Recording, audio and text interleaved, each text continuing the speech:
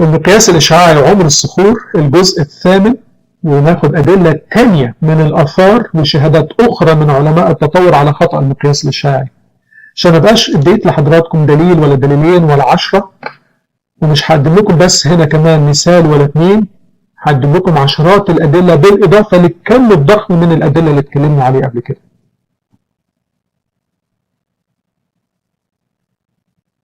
بالنسبة حاضر أستاذ الحبيب، بالنسبة للناس اللي بيتكلموا على التبسيط بحاول على قد ما أقدر، ولكن هم اللي بيبهرهم واللي بيخدعهم التعقيد اللي بيتكلموا بيه العلماء، فيفكروا الكلام ده علمي صحيح، عاد استخدم ألفاظ مكلكعة والمقياس الإشعاعي وعملنا وسوينا، وما يعرفوش الخدعة اللي موضوعة ورا الموضوع ده كله. عشان كده بحاول أقوله ببساطة، ما بحاولش استخدم مصطلحات كتيرة، ولكن لازم أقول الموضوع بالتفصيل، لأن هيقف لهم واحد في التلفزيون يقول لهم الصخرة دي عمرها كذا ولقينا فيها الديناصورات ولقينا فيها مرحلة وسيطة تؤكد التطور، ويصدقوه ويتخدعوا ويتركوا إيمانهم، رغم أن المقياس اللي استخدمه خطأ والكلام اللي اعتمد عليه خطأ والطبقة اللي قالها لا، ده عمرها خطأ تماما بهذه الأدلة. المهم هقدم لكم دلوقتي بدل ما اخد مثال زي ما كنا بنعمل قبل كده، ناخد جداول مع بعض لأمثلة لحاجات عمرها معروف بدقة، والمقياس الإشعاعي دايما يدينا مئات آلاف الأضعاف العمر الحقيقي. ادي جدول لحاجات عمرها معروف والمقياس الإشعاعي ادى عمر خطأ. سانسيت كريتور ده في أريزونا، مقياسه ايه بالاركيولوجي؟ 1900 سنة. البوتاسيوم أرجون 210,000 سنة ل 230,000 سنة. بركان في روسيا عمره معروف متسجل 2400 سنة. ومقياس البوتاسيوم أرجون 50 مليون ل 14.6 مليار. معلش ركزوا معايا في النتيجة دي. عمر البركان ده اللي هو معروف ادانا 14.6 مليار سنة، يعني أقدم من الكون كله. تخيلوا بركان بمقياس إشعاعي يديني عمر أقدم من عمر مش الأرض ولا المجموعة الشمسية، مش الأرض اللي هي 4.6 مليار، ولا المجموعة الشمسية اللي 4.7 مليار، ولا البيج بانج اللي هو 13.7 مليار، ده اداني 14.6 مليار.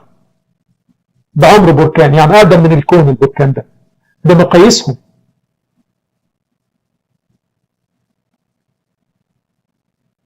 جبل تاني في نيوزيلندا عمره 3300 سنة، بوتاسيوم أرجون 485,000 سنة. بركان تاني في جراند كانيون عمره 1000 سنة، اداني 14,000 ل 114,000 ل 120,000 سنة بالبوتاسيوم أرجون. هلالي فولكانو ده في هاواي عمره 200 سنة، الهيليوم اداني 140 مليون ل 670 مليون. نفس البركان اتقاس مرة تانية بس مش بالهيليوم لكن بالبوتاسيوم أرجون، اداني 160 سنة إلى 2.9 بليون سنة، مليار يعني. جبل تاني في هاواي اللي هو كلاوية، الجبل ده عمره 200 سنة، البوتاسيوم أرجون ادانا من 0 ل 1400 سنة. آسف، ادانا 0 على عمق 1400 سنة، ده لنفس الجبل في نفس الانفجار البركاني. لما تقاس في طبقة اللي عمقها مش 1400 اللي عمقها 3400 ادانا من 10 ل 14 مليون سنة. لما تقاس لطبقة عمقها 4680 متر ادانا 13 إلى 29 مليون سنة، رغم ان هو نفس البركان. كل ما بياخدوه من عمق مختلف يديهم رقم مختلف ويقولوا لنا المقياس الاشعاعي لا يتأثر بالضغط ولا بالعوامل دي كلها. والمفروض ان احنا نصدقهم، ونصدق ان الارض قديمة والكتاب المقدس خطأ، ونصدق ان التطور حصل والكلام الخلق ده ما حصلش، ونصدق ان الطوفان ده اسطورة ما حصلش، ونصدق انه كل حاجة حصلت بالصدفة وما فيش اله خالق. وهم بيستخدموا كل الخدع دي كلها اللي عرضتها لحضراتكم. جدول لأشياء تانية مش معروف عمرها، ولكن لما كل مرة يقيسوها بمقاييس مختلفة تدي أعمار مختلفة. ما يعلنوش كل نتائج، يعلنوا نتيجة واحدة. على سبيل المثال سولت ليك ده في هاواي عمره مش معروف. لما قاسوه الهيليوم ادى 2.6 مليون سنة إلى 140 مليون سنة. لما قاسوه البوتاسيوم أرجون ادى 400,000 ل 3.3 مليار سنة لنفس العينة. طب أصدق مين فيهم؟ ال 400,000 ولا ال 2.6 مليون ولا ال 140 مليون ولا ال 3.3 مليار؟ أصدق مين فيهم؟ لنفس العينة. كيوبيك دايموند لما قاسوها ادى نتائج مختلفة جدا، تراوحت من 6 مليار لغاية 0. يعني من حاليا وهو لا أقدم إلى 6 مليار، يعني من قبل ما الأرض تتكون أصلا. كي بي اس دي طبقة مهمة هندرسها فيما بعد مع بعض. الكي بي اس دي يعني هتعرفوا قصتها وازاي اتغير عمرها أكتر من مرة على إيديهم بسبب كوارث معينة لحفريات الإنسان اللي بيلاقوها فيها. هندرسها فيما بعد في مراحل تطور الإنسان المزعومة. المهم لما قاسوها بوتاسيوم أرجون طلعت 290,000 إلى 221 مليون. لما قاسوها بالفيوجن طلعت 2,420,000 سنة. دي طبعا دي في كينيا. حاجة تانية اللي هو كاردينيسا باسالت ده برضه في جراند كانيون عمره مش معروف. بوتاسيوم أرجون ادى 715 مليون. الروبيديوم سترانشيوم ادى 1.17 مليار سنة. عينة تانية غيرها من الجراند كانيون اتقاست المرة الأولانية بوتاسيوم أرجون ادت من 10,000 إلى 117 مليون. لما اتقاست بالروبيديوم ادى 1.3 مليون، يعني 1.3 بليون. نفس الطبقة دي لما اتقاست بالرصاص ادت 2.6 مليار سنة. وغيرها من النتائج ادي كلها قدام حضراتكم، انا مش عايز اطول عليكم، وادي كل دي مراجع تتكلم على هذا الامر. اختم لكم الجدول اللي فات ده بنتيجة مضحكة، وصدقوني مش الكلام ده مش انا بقوله، مش انا مألفه، ده اتنشر كده. احد طبقات الارض قاسوها بالعناصر المشعة المختلفة وقالوا ان نتيجتها 300,000 سنة زائد او ناقص 300,000 سنة. اللي فهم النقطة دي يكتب لي 7. عمرها 300,000 سنة زائد أو ناقص احتمالية الخطأ فيها 300,000 سنة. تخيلوا؟ يعني مش عارفين عمرها. احتمالية الخطأ هو نفس العمر، وفي الآخر يقولوا لنا دقيقة. أهو مش مصدقيني، هذه المرجع اللي نشرت فيه النتيجة يقولوا لنا مقياس دقيق.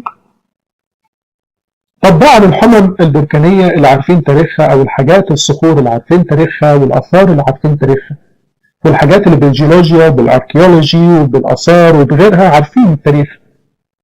طب الحاجات التانية اللي ما نعرفش تاريخها ازاي بعد كل ده نصدقهم؟ وما عندهمش حاجة يأكدوا بيها كلامهم، نصدقهم ازاي؟ ونصدقهم ازاي لما يدعوا ان الارض من بلايين السنين بمقياس العناصر المشعة، وكما لو كان كلامهم ده لا يقبل النقاش.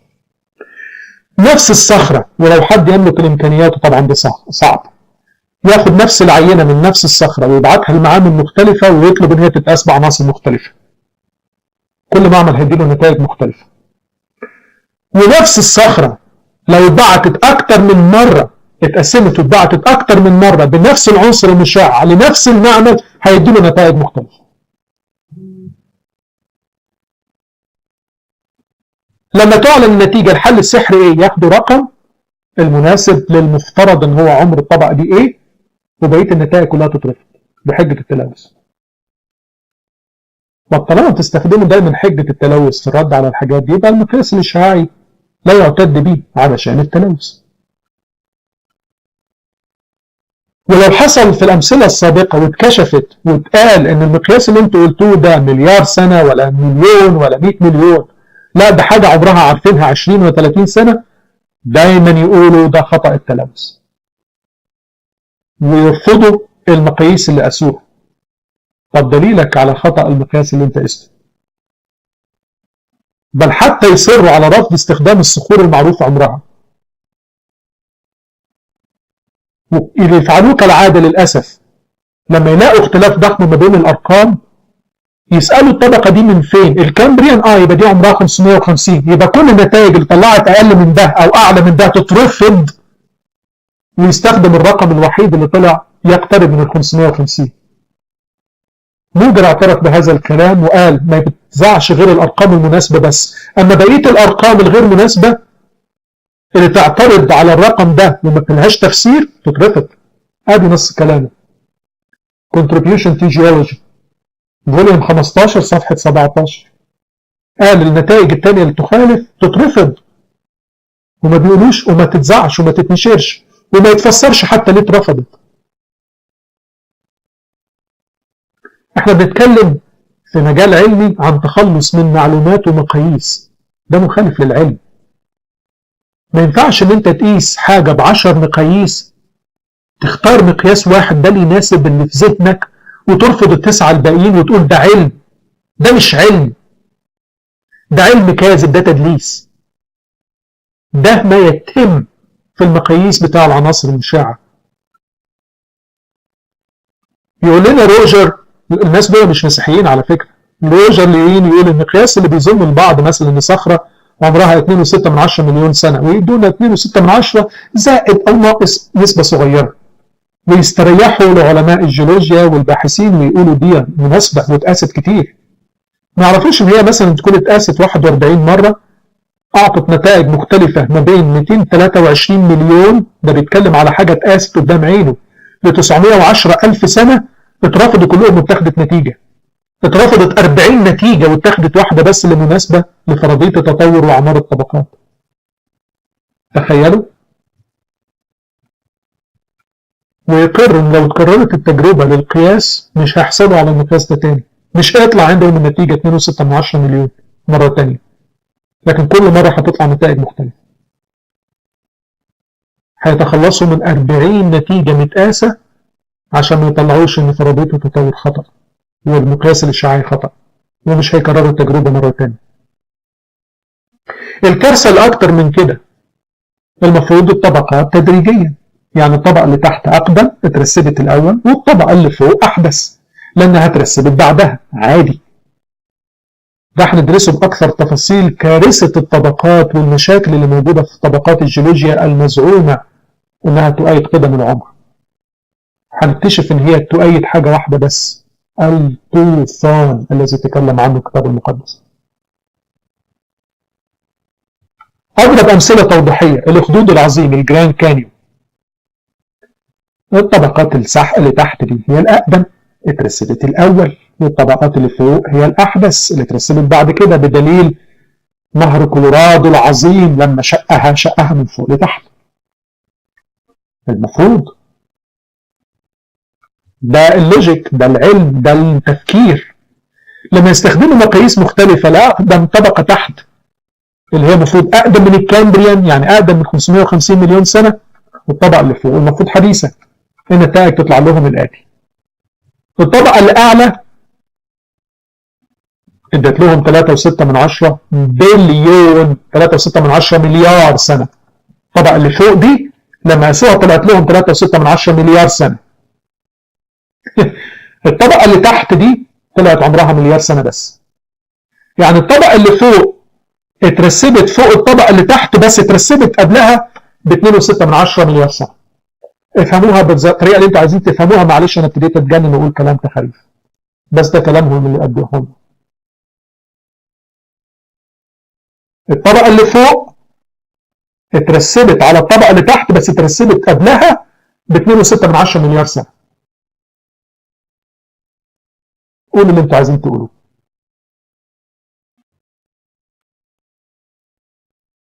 وفي الاخر يقولوا لنا عمر الطبقات معروف ومحسوب والمقياس الاشعاعي دقيق. ما علينا.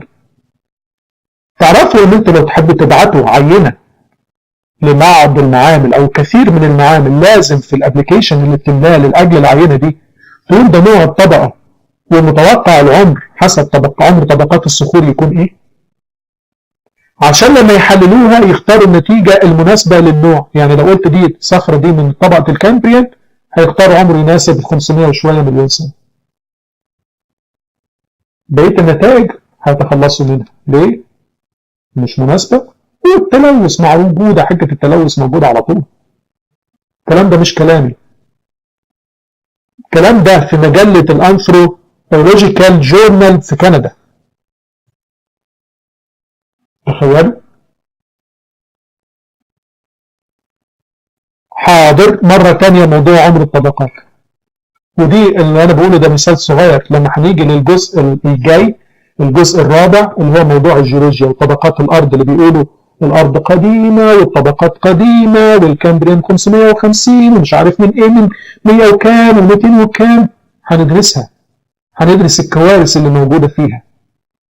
لكن كنت بقدم مثال على المقياس الاشعاعي لبعض الطبقات من ضمن الأمثلة الكتيرة اللي قلتها. جراند كانيون فيه طبقات فوق بعض، طبقات قديمة واللي فوقيها أحدث واللي فوقيها أحدث ولغاية اللي فوق خالص الحديثة. قاسوا بالعناصر المشعة، الطبقة الأعلى طلع عمرها كام؟ 3.6 مليار سنة. الطبقة السفلى في الكامبريان، الطبقة السفلى في الجراند كانيون قاسوها طلعت كام؟ مليار سنة بس. يعني الطبقة العالية اللي فوق اللي اترسبت أحدث اترسبت فوق الطبقة السفلية، بس اترسبت قبلها ب2.6 مليار سنة. المهم، ياتسون بيشهد بيقول ان العينات اللي يفترضوها حسب فرضية اعمار الجيولوجيا تحليلها بالعناصر المشعة، النتائج الاعلى والاقل ترفض ولا تذكر، ويذكر فقط المناسب. عشان لو قلت انا الكلام ده هتقولوا لي كذاب، فاجيب لكم من فم علماء التطور نفسهم في المجلات العلمية بتاعتهم نص كلامهم.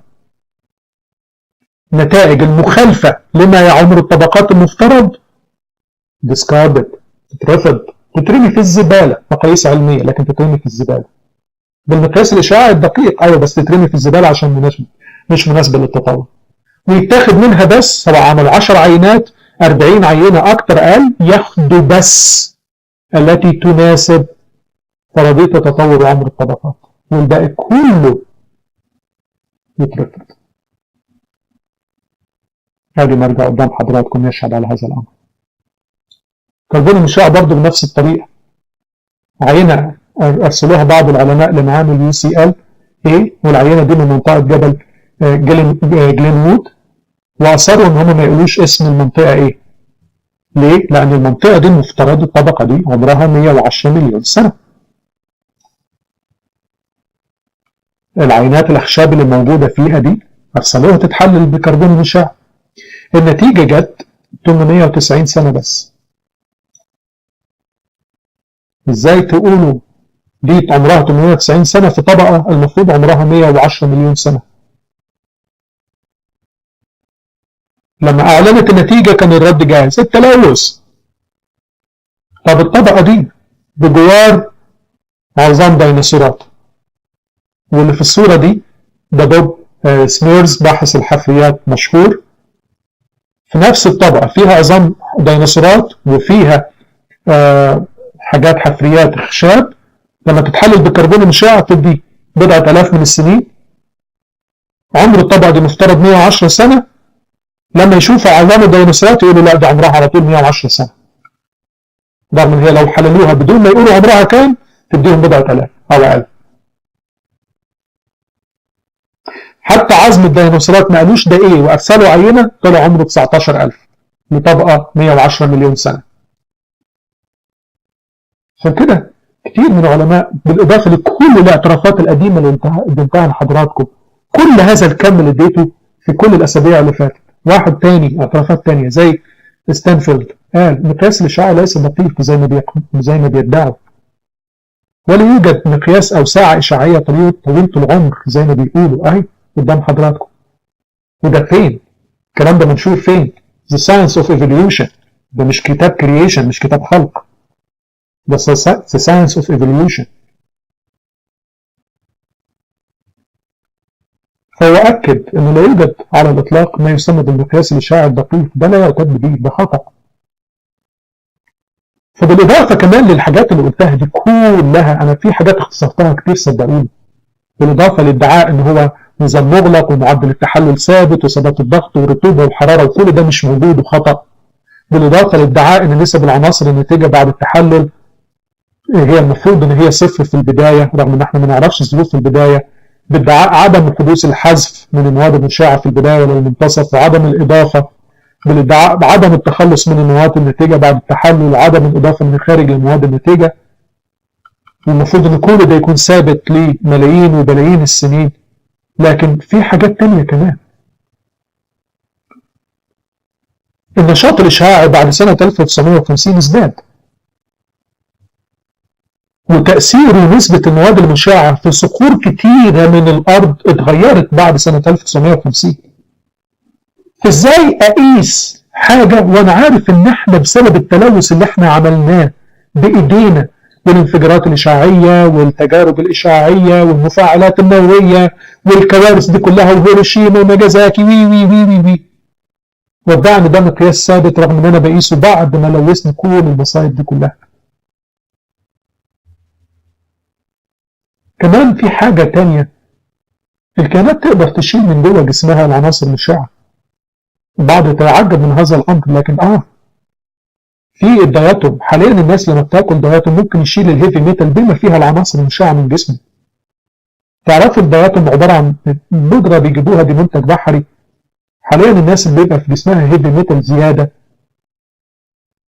أو تلوث من حاجات معينة بياخد دياتوم كتير عشان يشيل المواد دي كلها.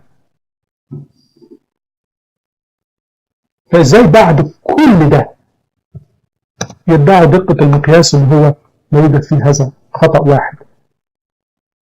كل ده يؤكد إن مقياس العناصر المشعة لا يعتد به، وهو ده الأساس اللي بيعتمدوا عليه في إثبات قدم عمر الأرض عشان يكون فيه وقت كافي للتطور، وطالما التطور فيه وقت كافي لحدوثه يبقى كل حاجة حصلت بالصدفة، يبقى لا يوجد إله خالق، والكتاب المقدس خطأ اللي اتكلم على قصر العمر واتكلم على الإله اللي خلق في أسبوع الخلق بس. الكلام ده خطأ. الكلام ده اخواتي الأحباء مش علمي. قدمت لكم الأدلة حتى الآن. من يريد أن يقبل يقبل، اللي يرفض يرفض. بس لو هتاخد الكلام بتاع المقاييس المشعة وتقول لا دي صحيحة وعلمية وهتمشي ورا علماء التطور براحتك، بس لو سمحت ما تجيش تقولي ده علم، لأنه غير مختبر، غير ملاحظ، غير متكرر، غير محسوب. الأسبوع الجاي إن شاء ربنا يدبر. أنا عارف إن أنا تقلت عليكم حبتين 3 10 معلش سامحوني، بس الأسبوع الجاي هيكون من أخطر ما يكون في المقياس الإشعاعي. لأن الحقيقة بقى لما نفكر بعلم محايد ونشيل بعض الفرضيات من المقياس الإشعاعي بحاجات ليها نقطة بداية واضحة مش مختلفين عليها، هنلاقي المقياس الإشعاعي يشهد بقصر عمر الأرض، ودي كارثة ضخمة قوي اللي هنتكلم عليها الأسبوع الجاي. كمان الأسبوع الجاي هتكلم على موضوعين، ده موضوع منهم. الموضوع الثاني اللي هتكلم عليه الأسبوع الجاي، المقياس الإشعاعي نفسه يؤكد بطريقة قاطعة في دراسة تفصيلية إن الأرض بدأت حرارتها دافية مش سايحة، مش منصهرة زي ما بيدعوا. الأرض بدأت بالفعل دافية، ما تخليش لونها تتبخر ولا تتجمد، والحيوانات تقدر تعيش من البداية، يعني في العشرينات والثلاثينات. ده هيكون الأسبوع الجاي بدراسات تفصيلية لهذا الأمر. فالمقياس الإشعاعي اللي بيستخدموه دليل على قدم عمر الأرض والتطور وكل الحاجات دي كلها بتاعت الإلحاد والتطور، لما هندرسه بالتفصيل بدراسات لناس محايدة هنكتشف إن هو دليل على العكس. لما نشيل الفرضيات بتاعته ده دليل على قصر عمر الأرض، دليل على إن الأرض بدأت باردة مغطاة بالمياه زي ما قال سفر التكوين إصحاح 1 عدد 1 عدد 2 بالتفصيل. ده نتكلم عليه إن شاء ربنا يضبط الأسبوع الجاي.